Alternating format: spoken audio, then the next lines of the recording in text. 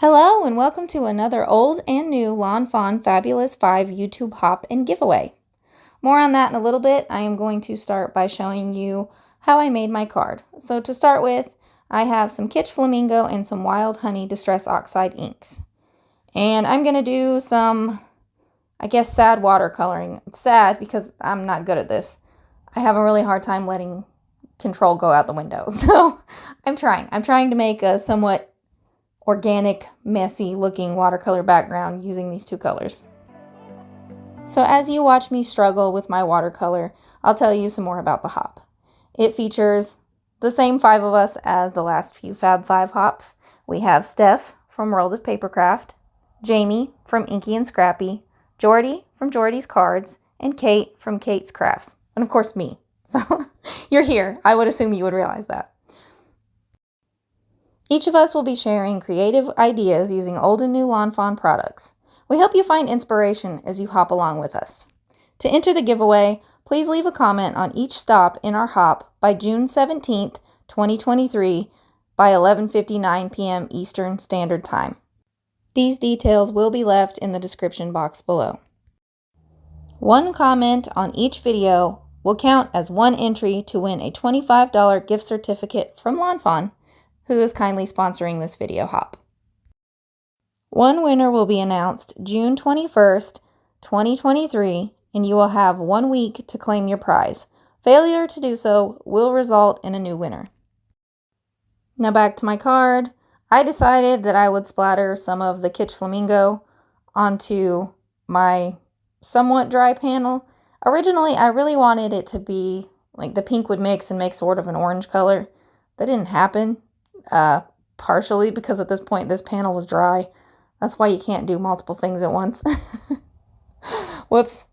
So I'm just going with it, and that's why I added some pink splatter. And I'm trying to make it look more drippy because, again, I can't manage to let watercolor be watercolor, and I gotta just mess with it. So at this point I really could just be messing it up. Luckily a lot of it'll be covered, so it's fine. It's fine. That's what I'm telling myself anyway.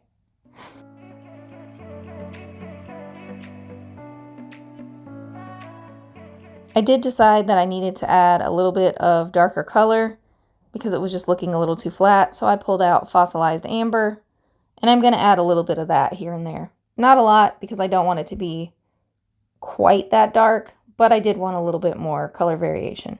So I'm kind of going along at the left side of the drips, trying to make it look more dimensional.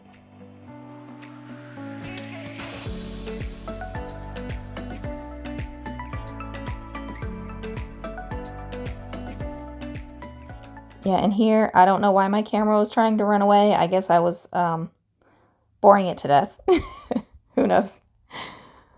I was really trying to add a little bit more of the pink since I had already done splatters. So, again, this is me just messing around with the background, hoping that it'll look somewhat decent after I finish. If you have any good watercolor tips, you could always let me know because I'm definitely struggling through this. Now I do cut that out with that die, but first I am going to use this honeycomb shaker gift tag set. This one came from the Hive 5 stamp kit. And I do believe that it is available for purchase now. I'd have to double check. I'll let you know in the description box when I link everything. But here I just have some paper, and it's got a double-sided adhesive sheet on the back. And I'm going to ink this up with scattered straw. Now, I don't have to have this perfectly inked up or anything. I'm just going to cut out some of those little honeycomb pieces.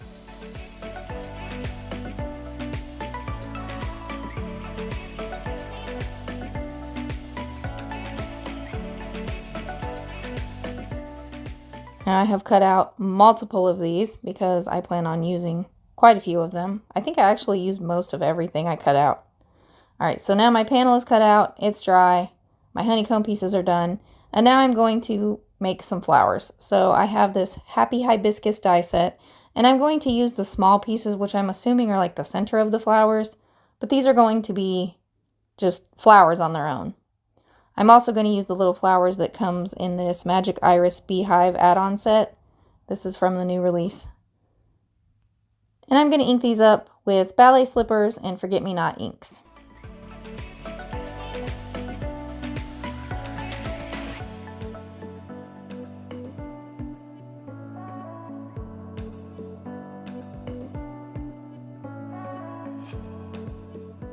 Now at this point, I felt like the ballet slippers was just a little bit too light, so I'm bringing in some Peachy Keen ink from Lawn Fawn and just kind of darkening the pink up.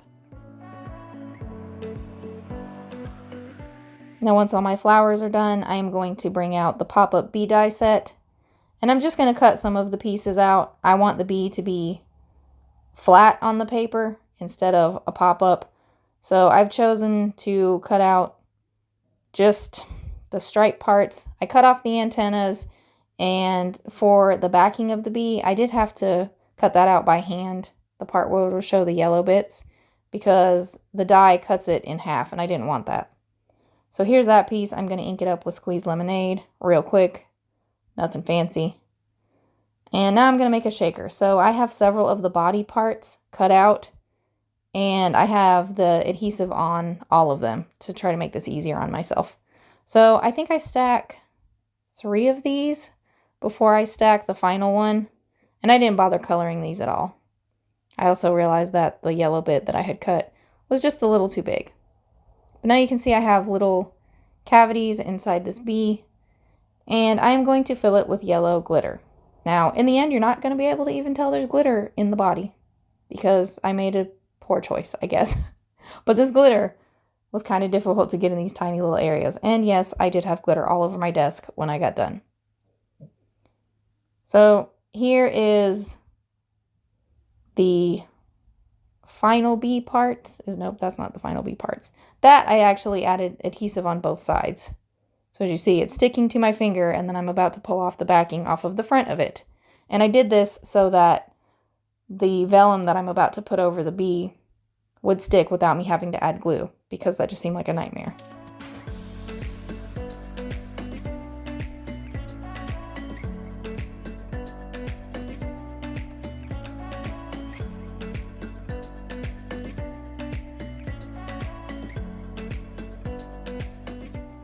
So I know I already mentioned it, but this is where I make a bad design choice if I wanted that glitter to show. I used vellum instead of acetate, which still looks fine, but you really can't tell that there's glitter there. I also took this opportunity to add the little antennas there where that headpiece was sticky, and then I'm just going to lay over the pieces that I ink blended. So now I have was supposed to be sort of a glitter shaker bee body, but you can't really see the glitter. So I'm going to repeat the same process for the wings. This time I'm adding like a white glitter that has sort of, what is it, iridescent? It's iridescent. It has a little bit of other colors that get picked up in there. But I'm actually going to use acetate for the wings. I did want them to be clear. I will say, cutting those wings with adhesive on both sides was super difficult. Anyway, I am slicing up some of these little honeycomb patterns. I didn't want them all to look exactly the same, so some of them I'm cutting off. Some of them I'll actually have to throw away, but most of them I do use. Now that I have all my pieces finished, I can kind of lay everything out. So I want the honeycomb pieces to show around the bee. So I'm trying to figure out where exactly I'm going to place everything. And once I have a pretty good idea of where things are going to go, I'm just going to continue to lay all the little honeycomb pieces down before I glue my bee down into place. Now, back to the flowers, I did feel like I didn't want them all flat, so I am trying to add a little shape.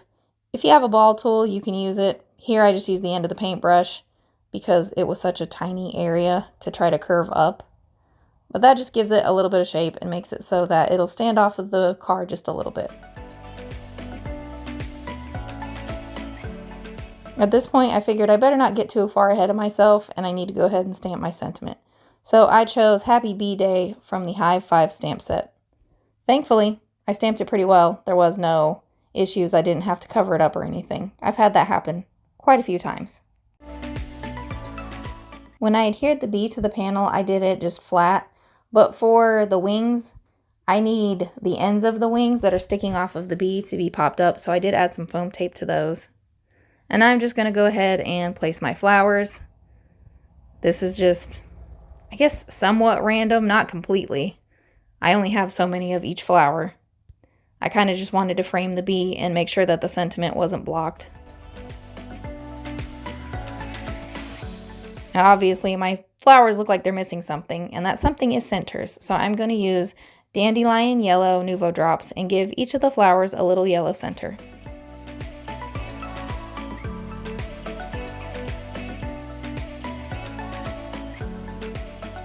Now once the centers are on my flowers, that is my completed card.